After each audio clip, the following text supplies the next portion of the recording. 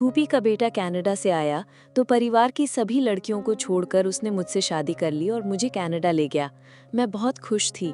रोज घर वालों को फोन करती थी। हर कोई मेरी किस्मत पर रश्क करता था। एक दिन मेरे पति घर लौटे तो उनके हाथ में एक लिफाफा था। उस दिन उन्होंने मुझे बहुत मारा और कुछ दिनों बाद तलाक देकर घर से निकाल दिया। कुछ दिन मैं सड़कों पर सोती रही, फिर एक होटल में नौकरी कर ली। एक दिन होटल के मालिक ने मुझे बुलाया। वो बहुत गुस्से में था। उसके हाथ में भी वही लिफाफा था। मेरी शादी विक्रम से हुई थी, जो मेरी फूफी का बेटा था। मुझे यकीन था कि अब मेरी जिंदगी खुशियों से भर जाएगी, खासकर जब ये तय हुआ कि शादी के बाद वो मुझे कनाडा ले जाएगा। और उसने शादी के बाद अपना वादा पूरा भी किया। मेरा पासपोर्ट और सभी दस्तावेज तैयार हो चुके थे। फिर वो दिन भी आ गया जब हम अपने माता पिता और भाई बहनों को अलविदा कहकर हवाई जहाज में बैठ गए। मैंने अपने भविष्य के बारे में बहुत कुछ सोचा था। एक सुंदर घर, एक प्यार करने वाला पति और एक शांतिपूर्ण जीवन। मगर मुझे ये नहीं मालूम था कि ये सपना कितनी जल्दी एक भयानक सच्चाई में बदल जाएगा। कनाडा पहुंचने के बाद शुरुआती दिन बहुत अच्छे गुजरे। विक्रम मुझे रोज घुमाने ले जाते थे। मैं रोज घर वालों को फोन करती थी। सभी मेरी किस्मत पर ईर्ष्या करते थे। एक दिन विक्रम काम से लौटे तो उनके हाथ में एक लिफाफा था। वो बहुत गुस्से में थे। बिना किसी वजह के मुझे गालियां देने लगे और झगड़ा शुरू कर दिया। जब मैंने कारण पूछा तो उन्होंने मुझे थप्पड़ मारकर चुप करा दिया। बस उसी दिन से उनका व्यवहार बदल गया। वो मुझ पर शक करने लगे थे। मेरा घर से निकलना बंद कर दिया। रोज मेरा फोन चेक करते, सारे संदेश पढ़ते। फिर एक दिन उन्होंने मेरे बैग से मेरा पासपोर्ट निकालकर अपने पास रख लिया। उस दिन मुझे अजीब सा डर महसूस हुआ, जैसे किसी ने मेरे पंख काट दिए हों। विक्रम ने मुझे घर से बाहर निकलने से मना कर दिया था और अगर कभी जाना भी होता तो वो मेरे साथ ही जाते। वो मुझे किसी से बात भी नहीं करने देते। घर में भी मैं अकेली रहती। उन्होंने मुझे किसी से मिलने जुलने की अनुमति नहीं दी थी, ना ही किसी दोस्त या रिश्तेदार से बात करने दी। माता पिता से भी मेरी बातचीत सीमित हो गई थी। उन्होंने मुझे हर तरह से अकेला कर दिया था। शारीरिक हिंसा धीरे धीरे शुरू हुई। पहले हल्के थप्पड़, फिर धक्के और फिर ये सब रोज का सिलसिला बन गया। मैं अंदर ही अंदर टूट रही थी। मेरी आत्मा घायल हो रही थी। मगर मैंने हार नहीं मानी। मैंने खुद से वादा किया था कि मैं जिंदा रहूंगी। मैं अत्याचार के सामने नहीं झुकूंगी। हर जख्म, हर आंसू मुझे और भी मजबूत बना रहा था। मैं आईने में खुद को देखती और कहती, आयशा तुम हार नहीं मानोगी, तुम जीवित रहोगी। हर रात चुपके चुपके रोती थी और अपने बीते हुए अच्छे दिनों को याद करती थी, जब मैं आज़ाद थी, अपने फैसले खुद लेती थी। अब मेरी जिंदगी का हर लम्हा विक्रम की मर्जी पर निर्भर था। मैं एक पिंजरे में बंद परिंदे की तरह तड़प रही थी, मगर उड़ नहीं सकती थी। उन्होंने मुझे पूरी तरह अपने काबू में ले लिया था। न कोई दोस्त था, न सहारा, और न मैं किसी से अपनी हालत कह सकती थी। उन्होंने मुझे धमकी दी थी कि अगर मैंने किसी को कुछ बताया तो वो मेरे परिवार को नुकसान पहुंचाएंगे। ये धमकी मेरे लिए सबसे बड़ा डर थी। मैं अपने माता पिता और भाई बहनों के लिए खामोश रही। मैंने कई बार भागने की कोशिश की, मगर हर बार असफल रही। वो इतने चालाक थे कि कभी मुझे अकेला नहीं छोड़ते थे, और अगर कभी मैं बाहर निकल भी जाती तो वो मुझे ढूंढ लेते और फिर मेरी पिटाई और भी ज्यादा हो जाती। मैंने महसूस किया कि मेरा शरीर और मेरा मन दोनों थक चुके हैं, मगर मेरी आत्मा में एक चिंगारी अब भी बाकी थी। वो चिंगारी आशा की थी, स्वतंत्रता की थी और एक बेहतर जीवन की थी। मैंने स्वयं से वादा किया कि ये हमेशा ऐसा नहीं रहेगा। एक दिन आएगा जब मैं इस कैद से मुक्त हो जाऊंगी। मैंने अपने भीतर की उस आवाज़ को सुनना शुरू किया जो मुझे हौसला देती थी, जो मुझे बताती थी कि मैं कमज़ोर नहीं हूँ, मैं लड़ सकती हूँ। उस समय मैंने अपने आसपास के वातावरण का निरीक्षण करना शुरू किया। मैंने देखा कि लोग कैसे स्वतंत्र जीवन जीते हैं, कैसे अपने निर्णय स्वयं लेते हैं। ये सब देखकर मेरे भीतर की तड़प और भी अधिक बढ़ जाती थी। मैंने अपने आप को मानसिक रूप से मजबूत बनाना शुरू किया। मैंने छिप छिप कर अंग्रेजी सीखने की कोशिश की, टेलीविजन देखकर, किताबें पढ़कर। मुझे मालूम था कि अगर मुझे यहाँ जीवित रहना है और स्वतंत्र होना है तो मुझे इस देश की रीति नीतियों और तौर तरीकों को समझना होगा। मैंने अपने आप को तैयार किया कि जब भी अवसर मिलेगा मैं उसका लाभ उठाऊंगी। ये कैद केवल मेरे शरीर के लिए थी, मेरी आत्मा अब भी स्वतंत्र थी। मैंने अपने भीतर की शक्ति को पहचाना और मुझे विश्वास था कि एक दिन मैं इसी शक्ति का उपयोग कर अपनी जिंदगी को दोबारा पा लूंगी। ये कठिन यात्रा थी, मगर मैं तैयार थी। हर गुजरते दिन के साथ मेरे भीतर की आग और भी अधिक भड़कती जा रही थी। मैंने अपने आप को ये यकीन दिलाया कि मैं एक योद्धा हूँ और मैं अपनी लड़ाई लड़ूंगी। ये केवल शारीरिक बंदिश नहीं थी, ये मेरी आत्मा को भी कैद करने का प्रयास था, मगर मैंने उसे सफल नहीं होने दिया। मैंने अपने आप को आशा दिलाई कि एक दिन मैं इस कैद से मुक्त होकर अपने जीवन की एक नई शुरुआत करूंगी। विक्रम की धमकियां मेरे कानों में गूंजती रहती थी, लेकिन मैंने अपने भीतर एक दीवार खड़ी कर ली थी जो इन नकारात्मक बातों को मुझ तक पहुंचने नहीं देती थी। मैंने अपने आप को एक मजबूत किला बना लिया था, जहां केवल आशा और संकल्प की रोशनी थी। हर सुबह जब मैं उठती तो मेरी आंखों में एक नई चमक होती, एक ऐसी चमक जो मुझे बताती थी कि मैं अब भी जीवित हूँ। मैं अपने आप को ये विश्वास दिलाती थी कि ये सब अस्थायी है और एक दिन मैं इस अंधकार से निकलकर उजाले में पहुंचूंगी। मैं अपने भीतर की उस आवाज़ को सुनती थी जो मुझे साहस देती थी, जो मुझे याद दिलाती थी कि मैंने बहुत कुछ सहा है और मैं इससे भी बाहर निकल जाऊंगी। इस कैद ने मुझे तोड़ने की बजाय और अधिक मजबूत बना दिया था। मैंने अपने भीतर एक ऐसी शक्ति महसूस की जो पहले कभी नहीं थी। ये शक्ति मेरे अस्तित्व की लड़ाई थी और मैं हर हाल में उसे जीतना चाहती थी। कभी कभी तो लगता था कि मैं पागल हो जाऊंगी, लेकिन फिर मेरे माता पिता का चेहरा मेरी आंखों के सामने आ जाता। उनका प्रेम और उनकी उम्मीद मुझे जीवित रहने का कारण देती थी। मैंने सोचा, मैं उनके लिए जीवित रहूंगी, उनके लिए एक मिसाल बनूंगी और उन्हें कभी शर्मिंदा नहीं होने दूंगी। ये मेरा संकल्प था और मैं इस पर दृढ़ थी। एक दिन विक्रम ने मुझे तलाक दे दिया। उसने मुझे कोई वजह नहीं बताई, बस एक कागज मेरे हाथ में थमा दिया और कहा, तुम आज़ाद हो, अब तुम यहाँ से जा सकती हो। उसके ये शब्द मेरे कानों में गूंजते रहे। आज़ाद हो? मैंने सोचा, अब मैं कहाँ जाऊंगी? उस पल मुझे ऐसा लगा जैसे मेरा अस्तित्व ही समाप्त हो गया हो। मैंने उससे विनती की, रोई, गिड़गिड़ाई, लेकिन उस पर कोई असर नहीं हुआ। उसने मुझे घर से निकाल दिया, बिना किसी सामान के। मेरे शरीर पर जो कपड़े थे वही मेरे पास थे। मैं सड़क पर आ गई, बेसहारा और अकेली। ठंड की तीव्रता मेरे शरीर को चीर रही थी और भूख ने पेट को मरोड़ कर रख दिया था। मैंने कभी कल्पना भी नहीं की थी कि मेरी जिंदगी में ऐसा दिन भी आएगा। एक अनजान देश, अनजाने लोग और मैं पूरी तरह अकेली। उस रात मैं एक पार्क की बेंच पर बैठी रही। ठंड इतनी भयानक थी कि मेरे दांत कटकटा रहे थे। मैंने खुद को सिकोड़ा, लेकिन ठंड अंदर तक समा चुकी थी। भूख की पीड़ा इतनी तेज थी कि मैं कुछ सोचने की स्थिति में भी नहीं थी। मेरे मन में केवल एक ही सवाल था, अब क्या होगा? मैंने आसमान की ओर देखा। सितारे तो चमक रहे थे, मगर अपनी किस्मत में कोई रोशनी नजर नहीं आ रही थी। अकेलापन मुझे चारों ओर से घेर चुका था। मैंने इससे पहले इतनी तन्हाई कभी महसूस नहीं की थी। हर गुजरता पल एक सर्द हवा की तरह लग रहा था। मैंने अपने अतीत को याद किया, जब मैं अपने घर में सुरक्षित थी, माता पिता के साए में। वे दिन कितने सुंदर थे, और आज मैं कहाँ थी? कई दिन मैं सड़कों पर भटकती रही, कचरे के ढेरों से खाना तलाशती, पार्कों में सोती, और हर गुजरते दिन के साथ मेरी हालत और खराब होती गई। मेरे कपड़े फट चुके थे, बाल बिखरे हुए थे और आंखों में जैसे जीवन ही नहीं बचा था। लोग मुझे देखकर रास्ता बदल लेते थे, मानो मैं कोई रोग हूँ।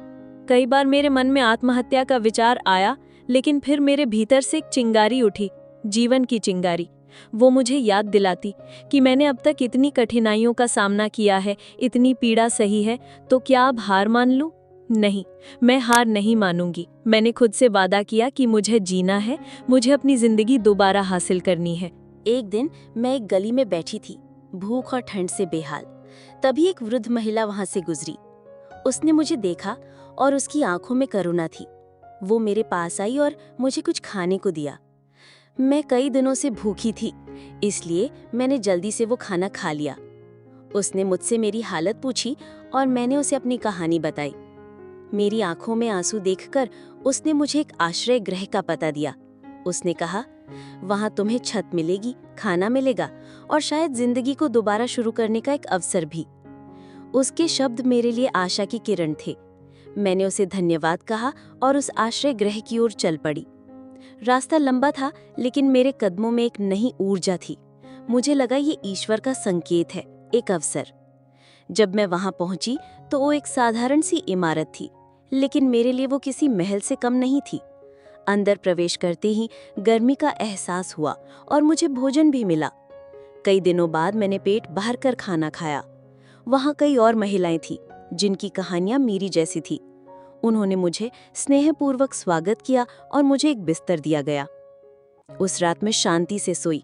कई महीनों बाद इतनी गहरी नींद आई थी। आश्रय गृह में रहकर मेरी जिंदगी में एक नया मोड़ आया।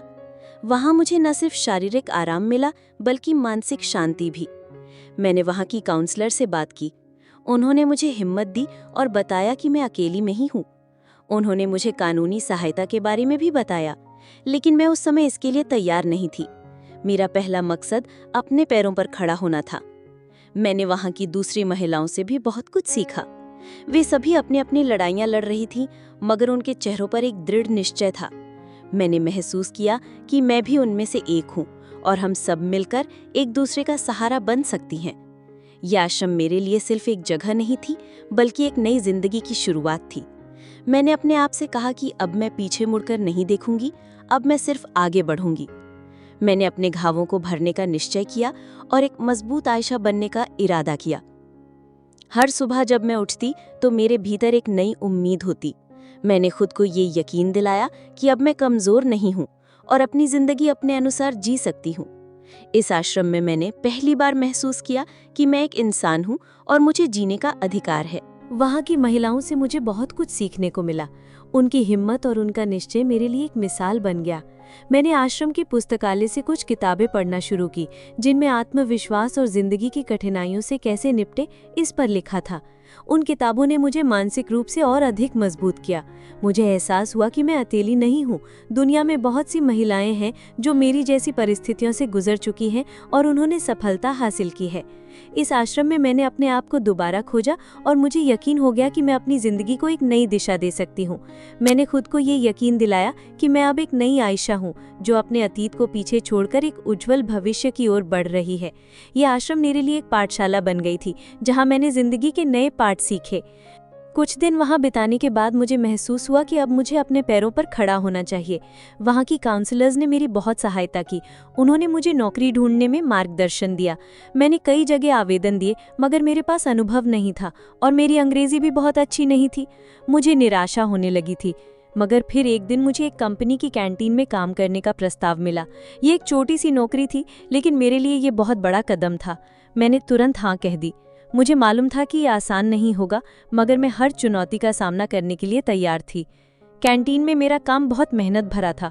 मुझे सुबह सवेरे उठकर जाना पड़ता था और सारा दिन खड़े होकर काम करना पड़ता था।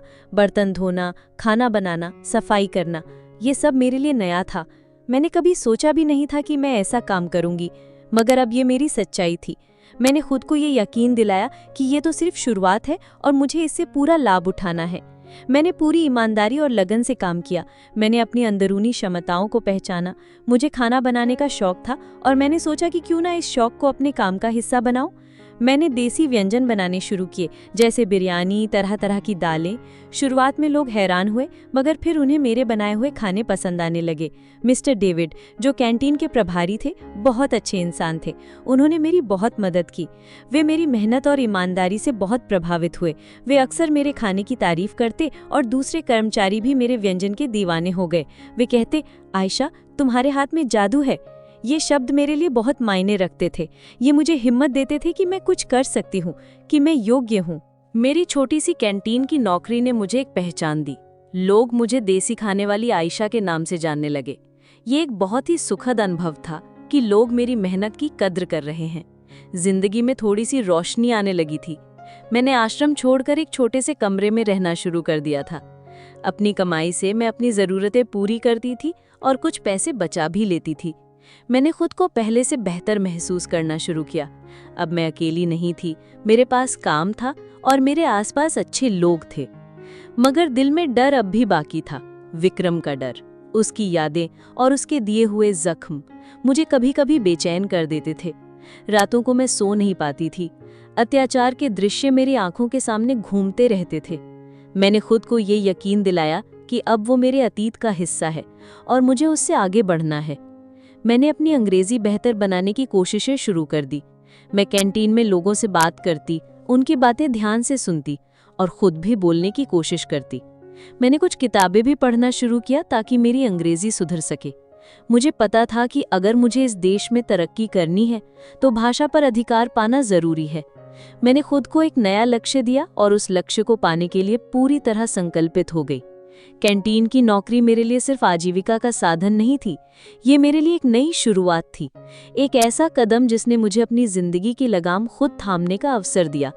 मैंने महसूस किया कि मैं अब कमज़ोर नहीं हूँ, मैं एक मजबूत महिला बन रही हूँ जो अपने सपनों को पूरा करने के लिए किसी भी कठिनाई का सामना कर सकती है। हर सुबह जब मैं उठती थी तो मेरे अंदर एक नई ऊर्जा होती थी। मैंने खुद को ये यकीन दिलाया कि अब मैं एक स्वतंत्र महिला हूँ और मुझे अपनी जिंदगी अपनी मर्जी से जीने का हक है। मैंने खुद को ये भी यकीन दिलाया कि अब मैं किसी की दया पर नहीं हूँ, बल्कि अपनी तकदीर खुद लिख सकती हूँ। कैंटीन के काम ने न सिर्फ मुझे आर्थिक रूप से सशक्त किया, बल्कि मुझे लोगों से जुड़ने का भी अवसर दिया। मैंने महसूस किया कि ये छोटी छोटी सफलताएं मुझे और भी बड़ी मंजिलों की ओर ले जा रही हैं। मेरे दिल में एक नई आशा जन्म ले चुकी थी और मैं अपने भविष्य के बारे में सोचने लगी थी। मैंने खुद को ये यकीन दिलाया कि अब मैं एक नई आयशा हूँ जो अपने अतीत को पीछे छोड़कर एक उज्जवल भविष्य की ओर बढ़ रही है। मैंने खुद को और बेहतर बनाने के लिए ऑनलाइन पाठ्यक्रम भी शुरू किए, खास तौर पर कंप्यूटर और संवाद कौशल के बारे में, क्योंकि मुझे पता था कि ये हुनर मुझे आगे बढ़ने में मदद देंगे। मैं हर रोज कुछ नया सीखने की कोशिश करती थी ताकि अपनी क्षमताओं को और निखार सकूं। मेरे भीतर एक लगन पैदा हो चुकी थी और मैं खुद को एक सफल इंसान के रूप में देखना चाहती थी। कैंटीन में काम करते हुए मुझे कई महीने बीत चुके थे। मेरी जिंदगी अब एक नियमित क्रम में ढल चुकी थी। सुबह उठना, काम पर जाना और फिर लौट के आराम करना। मैंने खुद को इस दिनचर्या में ढाल लिया था और मुझे इसमें एक सुकून मिलता था।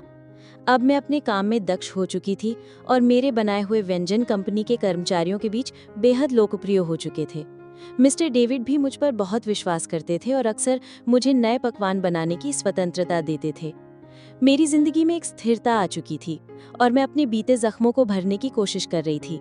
एक दिन जब मैं कैंटीन में रोज की तरह काम कर रही थी तो मैंने देखा कि एक नया व्यक्ति कैंटीन में दाखिल हुआ।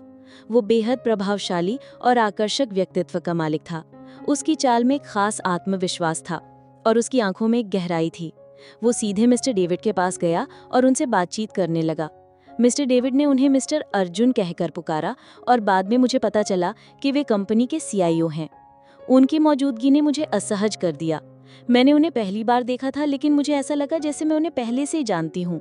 मिस्टर अर्जुन अक्सर कैंटीन में आने लगे, कभी अकेले आते तो कभी अपने साथ अन्य अधिकारी भी लाते। मैंने देखा कि वो बार बार मुझे देख रहे थे। उनकी निगाहें जब मुझ पर पड़ती तो मुझे एक अजीब सी घबराहट होती। वो कुछ कहते नहीं थे, बस मुझे देखते रहते। उनकी आंखों में एक जिज्ञासा थी, जैसे वो मुझे पहचानने की कोशिश कर रहे हों।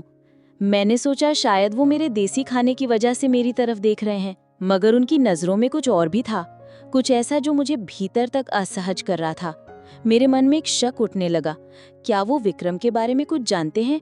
क्या वो मुझे उसी की कहने पर देख रहे हैं? मेरे अतीत के डर एक बार फिर उभरने लगे। मैंने खुद को समझाया कि ये सिर्फ मेरा भ्रम है, मगर उनकी मौजूदगी मुझे लगातार बेचैन किए रहती थी।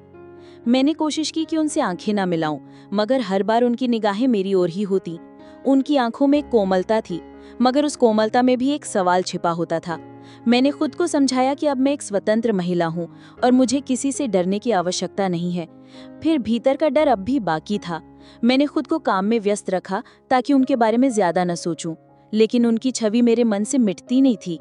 मैंने मिस्टर डेविड से उनके बारे में पूछा तो उन्होंने बताया कि मिस्टर अर्जुन एक बहुत ही सफल और नेक दिल इंसान हैं। वो अपनी कंपनी के कर्मचारियों का खूब ध्यान रखते हैं। ये सुनकर मुझे कुछ राहत मिली, लेकिन मेरा संदेह पूरी तरह समाप्त नहीं हुआ।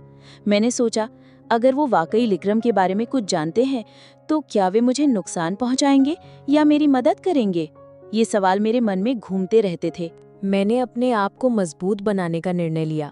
मैंने सोचा, यदि उन्हें विक्रम के बारे में कुछ भी पता है तो मुझे उनका सामना करना होगा। मैं अब वो कमजोर आयशा नहीं थी जो किसी के अत्याचार के आगे झुक जाए। मैंने अपने भीतर की शक्ति को फिर से जागृत किया। मैंने खुद से कहा, मैं अब हर स्थिति का सामना करने के लिए तैयार हूँ। मिस्टर अर्जुन की मौजूदगी ने मेरी जिंदगी को एक नया मोड़ ले दिया था। मुझे नहीं पता था कि ये मोड़ मुझे कहाँ ले जाएगा, लेकिन मैं तैयार थी। मैंने अपने आप को ये यकीन दिलाया कि मैं अब एक स्वतंत्र स्त्री हूँ। और मुझे अपने फैसले स्वयं लेने हैं। ये एक नई चुनौती थी और मैं इस चुनौती का डटकर सामना करने के लिए पूरी तरह से तैयार थी। हर बीतते दिन के साथ मैं उनकी आंखों में एक नया सवाल देखती और मेरी जिज्ञासा बढ़ती जाती। उनकी खामोश निगाहें मानो कोई कहानी कह रही थी जिसे मैं समझने की कोशिश कर रही थी। कभी कभी लगता कि वो मुझे सहानुभूति से देख रहे हैं और कभी उनकी नज़रों में गहराई से सोचती हुई कोई दृष्टि नजर आती। ये सब मुझे भीतर से बेचैन करता था, मगर साथ ही एक अजीब सी उम्मीद भी जन्म ले रही थी। उनकी मौजूदगी ने मेरे दिल में एक अजीब सी हलचल पैदा कर दी थी, जैसे कोई तूफान आने वाला हो। मगर मैं उस तूफान का सामना करने के लिए पूरी तरह तैयार थी।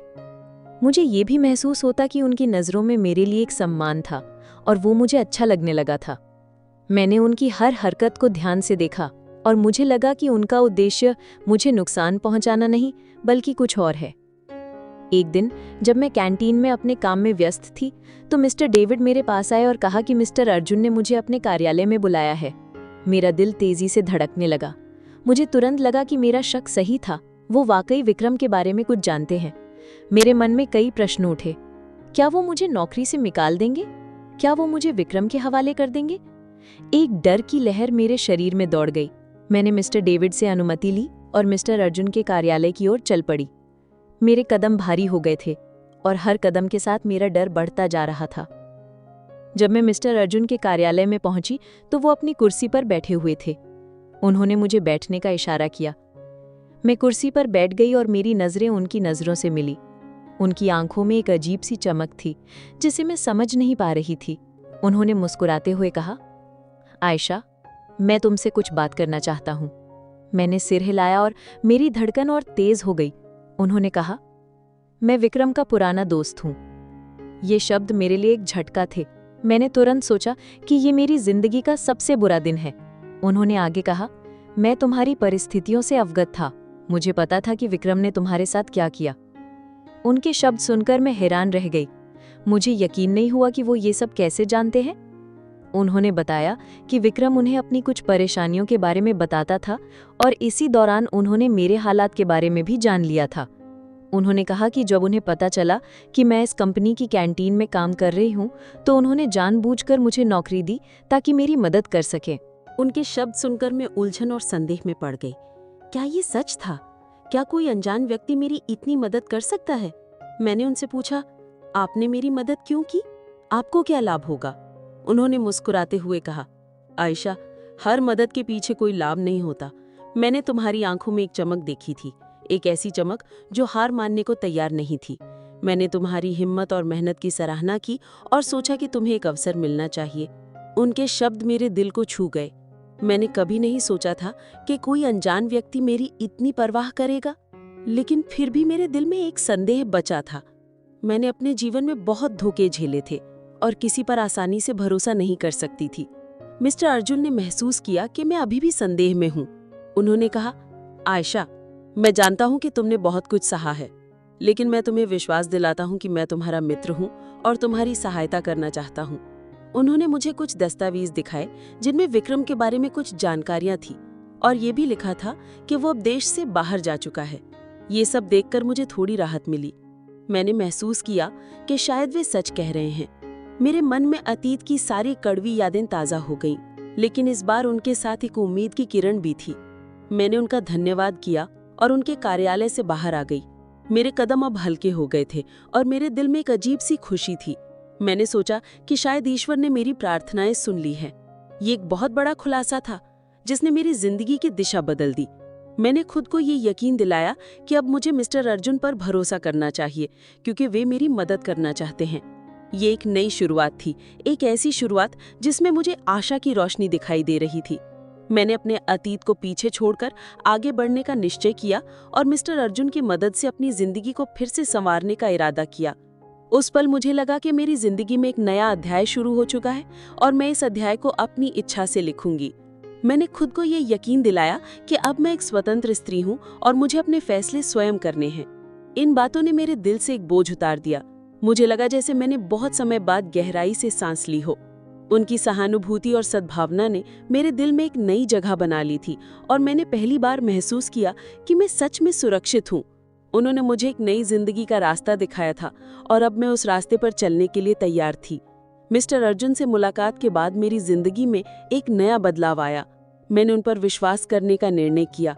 हालांकि मेरे मन में अब भी थोड़ा संदेह शेष था, लेकिन उनकी बातों में सच्चाई और उनकी आंखों में ईमानदारी झलकती थी। मैंने अपने आप से ये विश्वास दिलाया कि मुझे एक और अवसर देना चाहिए और मुझे उम्मीद थी कि यह अवसर मेरी जिंदगी को बेहतर बनाएगा। मिस्टर अर्जुन ने मुझसे कहा कि वे मेरा पासपोर्ट वापस ले आएंगे। ये शब्द मेरे लिए किसी चमत्कार से कम नहीं थे। पासपोर्ट मेरे लिए सिर्फ एक दस्तावेज नहीं था, ये मेरी आज़ादी का प्रतीक था। कुछ दिन बाद मिस्टर अर्जुन ने मुझे अपने कार्यालय में बुलाया और मेरा पासपोर्ट मुझे सौंप दिया। जब मैंने उसे अपने हाथ में लिया तो मेरी आंखों से आंसू निकल पड़े। ये एक ऐसा पल था जिसे मैं कभी नहीं भूल सकती। कई महीनों बाद मैंने अपनी आज़ादी को महसूस किया था। मैंने मिस्टर अर्जुन का धन्यवाद किया और इस बार मेरे शब्दों में कोई संदेह नहीं था, केवल सच्ची भावना थी। उन्होंने मुस्कुराते हुए कहा, आयशा, ये तो केवल एक शुरुआत है। इसके बाद मेरी जिंदगी में और भी सुखद बदलाव आए। मुझे कंपनी में पदोन्नति मिली और मैं प्रबंधन विभाग में आ गई। ये मेरे लिए बहुत बड़ा कदम था। मैंने कभी कल्पना भी नहीं की थी कि मैं कैंटीन से निकलकर एक कॉर्पोरेट वातावरण में काम करूंगी। ये एक नई चुनौती थी, लेकिन मैं इसके लिए तैयार थी। मैंने पूरी मेहनत और लगन से काम किया। मैंने नए कौशल सीखे, कंप्यूटर चलाना सीखा, दफ्तर के कामकाज को समझा। मेरे सहकर्मियों ने भी मेरी बहुत सहायता की और हर कदम पर मेरा साथ दिया। मिस्टर अर्जुन भी मेरी कार्य क्षमता से बहुत प्रसन्न थे। अब मैं एक आत्मविश्वासी और सशक्त महिला बनती जा रही थी। मैंने अपने आप से कहा कि मैं किसी से कम नहीं हूँ। अब मैं अपनी राय स्पष्ट रूप से रखती और अपने निर्णय स्वयं लेती। मेरे भीतर का डर धीरे धीरे खत्म होने लगा। अतीत के घाव भरने शुरू कर दिए। मुझे महसूस हुआ कि अब मैं आज़ाद हूँ और अपनी ज़िंदगी अपनी मर्जी से जी सकती हूँ। मैंने अपने आप को एक नया उद्देश्य दिया और उसे हासिल करने के लिए पूरी तरह प्रतिबद्ध हो गई। मैंने शिक्षा के क्षेत्र में भी आगे बढ़ने का निश्चय किया। मैंने शाम की कक्षाएं लेना शुरू की ताकि मैं अपनी पढ़ाई पूरी कर सकूं। मेरी जिंदगी में अब एक संतुलन आ चुका था। मैं काम भी करती, पढ़ाई भी करती और अपने लिए समय भी निकालती। मैंने खुद को दोबारा पहचाना और अब मुझे अपने आप से प्रेम होने लगा। अब मैं वो कमज़ोर आयशा नहीं थी जो अतीत के साये में जीती थी। मैं एक मजबूत, आत्मनिर्भर और आत्मविश्वासी महिला बन चुकी थी। मेरे चेहरे पर एक नई चमक थी और मेरी आंखों में एक नया संकल्प। मिस्टर अर्जुन मेरी इस परिवर्तन से बहुत प्रसन्न थे। वे अक्सर मेरी प्रशंसा करते और मुझे आगे बढ़ने के लिए प्रेरित करते। मैंने अपने माता पिता से भी संपर्क किया और उन्हें अपनी स्थिति के बारे में बताया। वे मुझे देखकर बहुत खुश हुए। उन्हें विश्वास ही नहीं हो रहा था कि मैं इतनी मजबूत हो चुकी हूँ। मैंने उन्हें बताया कि अब मैं मजबूत हूँ और मुझे अब किसी चीज़ का डर नहीं है। ये बहुत भावुक क्षण था जब मैंने अपनी माता पिता को दोबारा देखा। मैंने उनसे कहा कि अब मैं अपनी ज़िंदगी अपनी मर्जी से जीऊँगी और मैं उनके लिए गर्व का कारण बनूंगी। ये एक नया आरंभ था, एक ऐसा आरंभ जिसमें मुझे अपने सपनों को पूरा करने का अवसर मिल रहा था।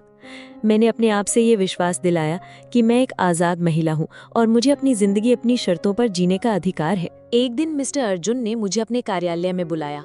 मैंने सोचा कि शायद वो किसी दफ्तर से जुड़े कार्य के बारे में बात करना चाहते हैं, लेकिन जब मैं वहाँ पहुँची तो उनके चेहरे पर एक अजीब सी घबराहट थी। उन्होंने गहरी सांस ली और कहा, आयशा, मैं तुमसे कुछ कहना चाहता हूँ। मैंने उनकी ओर देखा और मुझे लगा जैसे वो कुछ बहुत महत्वपूर्ण कहने वाले हैं। उन्होंने कहा, मैं तुमसे प्रेम करता हूँ। उनके शब्द सुनकर मैं चौंक गई। मैंने कभी सोचा भी नहीं था कि वो मुझसे ऐसी बात करेंगे। मैं आश्चर्यचकित रह गई। मेरे मन में कई प्रश्न उठने लगे। क्या ये सच है? क्या वो वास्तव में मुझसे प्रेम करते हैं? मैंने उनसे कहा, मिस्टर अर्जुन, मैंने बहुत कुछ सहा है। मैं किसी पर इतनी आसानी से विश्वास नहीं कर सकती। और सबसे बड़ी बात यह है कि हमारे सामाजिक स्टेटस में बहुत फर्क है। मैं एक सीधी सादी गरीब लड़की हूँ। मुझे इसकी अनुमति नहीं देता कि मैं आपसे विवाह करूं। उन्होंने मेरी बात ध्यान से सुनी और कहा, आयशा, मुझे पता है कि तुमने बहुत कठिनाइयां झेली हैं, लेकिन मैं तुम्हें विश्वास दिलाता हूं कि मेरा प्रेम सच्चा है और मैं तुम्हें कभी धोखा नहीं दूंगा। मैं तुम्हारी जिंदगी को खुशियों से भर दूंगा। और जहां तक गरीबी की बात है, मैं इन सभी बातों को मायने नहीं रखता। मैं उनकी बात सुनकर हैरान रह गई, लेकिन मेरे मन में प्रसन्नता की एक लहर दौड़ गई। उनकी आंखों में एक सच्चाई थी जो मुझे आकर्षित कर रही थी। मैंने अपने अतीत के जख्मों को याद किया और मुझे डर था कि कहीं मैं फिर से ठगी न जाऊं। मगर उनकी बातों में एक सच्चाई थी जो मुझे उन पर विश्वास करने को मजबूर कर रही थी। मिस्टर अर्जुन के प्रेम ने मुझे ये यकीन दिलाया कि हर इंसान एक जैसा नहीं होता और मुझे एक और अवसर देना चाहिए।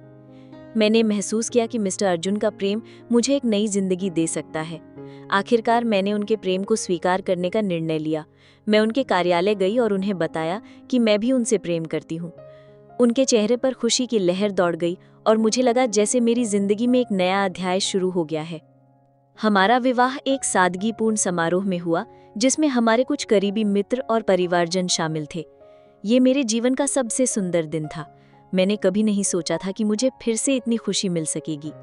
विवाह के बाद मेरी जिंदगी पूरी तरह बदल गई। अर्जुन एक बहुत ही प्यार करने वाले और ध्यान रखने वाले पति साबित हुए। उन्होंने हर परिस्थिति में मेरा साथ दिया और मुझे कभी भी अतीत की पीड़ा महसूस नहीं होने दी। हमने एक सुंदर घर लिया और मैंने उसे अपने हाथों से सजाया। अब मुझे एक संपूर्ण सुखद जीवन मिला था। मैंने अपने आप से ये विश्वास कराया कि मैं अब स्वतंत्र हूँ और अपनी जिंदगी अपने तरीके से जी सकती हूँ। मैंने अपनी जिंदगी को एक नया उद्देश्य दिया और अब मैं उस उद्देश्य को पाने के लिए पूरी तरह प्रतिबद्ध थी। ये एक नया आरंभ था, ऐसा आरंभ जिसमें मुझे अपने सपनों को पूरा करने का अवसर मिल रहा था। मैंने महसूस किया कि मैं अब एक आज़ाद स्त्री हूँ और मुझे अपनी जिंदगी अपने निर्णयों से जीने का पूरा अधिकार है। हर गुजरते दिन के साथ मेरी खुशी और प्रेम बढ़ता गया और मुझे पूरा यकीन था कि अब मेरी जिंदगी हमेशा के लिए बदल चुकी है। अर्जुन के प्रेम ने मेरे घावों पर मरहम रखा और मुझे एक नई पहचान दी। मैंने महसूस किया कि अब मैं संपूर्ण हूँ और मेरी जिंदगी का हर पल खुशियों से भरा है। उनके साथ हर दिन एक नई उम्मीद लेकर आता और मुझे यकीन था कि हमारा जीवन अब सिर्फ प्रसन्नता से भरा रहेगा। उनकी उपस्थिति ने मुझे वो शांति दी जो मैंने पहले कभी महसूस नहीं की थी। मुझे लगा कि मैंने अपनी जिंदगी का सबसे अच्छा निर्णय लिया है। अर्जुन से विवाह के बाद मेरी जिंदगी को एक नया उद्देश्य मिल गया था। मैंने अपनी जिंदगी में जो कुछ सहा था, मैं चाहती थी कि कोई और महिला उस अनुभव से ना गुजरे। मैंने अर्जुन से अपनी इच्छा व्यक्त की कि मैं घरेलू हिंसा की पीड़ित महिलाओं की मदद करना चाहती हूँ। उन्होंने मेरी बात ध्यान से सुनी और पूरी तरह से मेरा समर्थन किया। हमने मिलकर एक सामाजिक संस्था की स्थापना की, जिसका उद्देश्य घरेलू हिंसा के शिकार महिलाओं को आश्रय, कानूनी सहायता और मानसिक परामर्श प्रदान करना था। ये संस्था मेरे लिए सिर्फ एक संगठन नहीं थी, बल्कि मेरा सपना और मेरा उद्देश्य थी। हमने अपनी संस्था का नाम उम्मीद की किरण रखा। शुरुआती दौर में हमें कुछ कठिनाइयों का सामना करना पड़ा, लेकिन हमने हार नहीं मानी। हमने धन संग्रह किया, लोगों से सहायता मांगी और धीरे धीरे हमारी संस्था ने कार्य करना शुरू कर दिया। हमने कई महिलाओं को आश्रय दिया, उन्हें कानूनी मदद दी और उन्हें दोबारा अपने पैरों पर खड़ा होने में सहायता की। जब मैं उन महिलाओं की आंखों में आशा की चमक देखती तो मुझे अपने जीवन का उद्देश्य मिल जाता। मुझे महसूस होता कि मेरी जिंदगी की सारी कठिनाइयों का एक मकसद था, दूसरों की मदद करना। हमने अपनी संस्था की एक शाखा भारत में भी स्थापित की। ये मेरे लिए बहुत भावुक क्षण था। मैंने अपने देश में अपनी बहनों की मदद करने का सपना देखा था और अब वो साकार हो रहा था। भारत में भी हमारी संस्था ने बहुत अच्छा कार्य किया।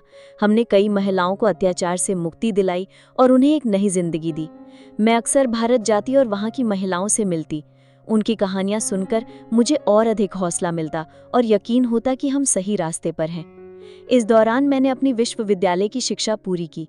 मैंने व्यापार प्रबंधन यानी बिजनेस मैनेजमेंट में डिग्री हासिल की और फिर एक सफल व्यवसाय शुरू किया। ये कपड़ों का ब्रांड था जिसमें मैंने पारंपरिक भारतीय परिधानों को आधुनिक अंदाज में प्रस्तुत किया। मेरा कारोबार बहुत सफल हुआ और मैंने कई महिलाओं को रोजगार उपलब्ध कराया। मैंने अपने कारोबार को अपनी सामाजिक संस्था से भी जोड़ा और अपने लाभ का एक हिस्सा संस्था को देती थी। अब मैं एक सफल बिजनेस महिला, एक सामाजिक संस्था की संस्थापिका और सबसे बड़ी बात यह कि एक खुशहाल और संतुष्ट महिला थी। मैं दुनिया भर की महिलाओं के लिए एक उम्मीद की किरण बन गई थी। मैं विभिन्न अंतर्राष्ट्रीय सम्मेलनों में जाती और अपनी कहानी सुनाती। मैंने महिलाओं को ये संदेश दिया कि वो कभी हार न माने और अपने सपनों को पूरा करने के लिए किसी भी कठिनाई का सामना करें। मेरी कहानी कई महिलाओं के लिए प्रेरणा बनी और उन्होंने अपनी जिंदगी में सकारात्मक बदलाव लाए। मैंने अपने अतीत को भुला दिया था, लेकिन उसके जख्मों को नहीं भूली थी। वे घाव मुझे याद दिलाते थे कि मैं कहाँ से आई हूँ और मुझे किस उद्देश्य के लिए जीना है। अर्जुन हमेशा मेरे साथ थे। वो हर फैसले में मेरा समर्थन करते और मुझे आगे बढ़ने के लिए प्रेरित करते। हमारी जिंदगी खुशियों और सुकून से भरी हुई थी।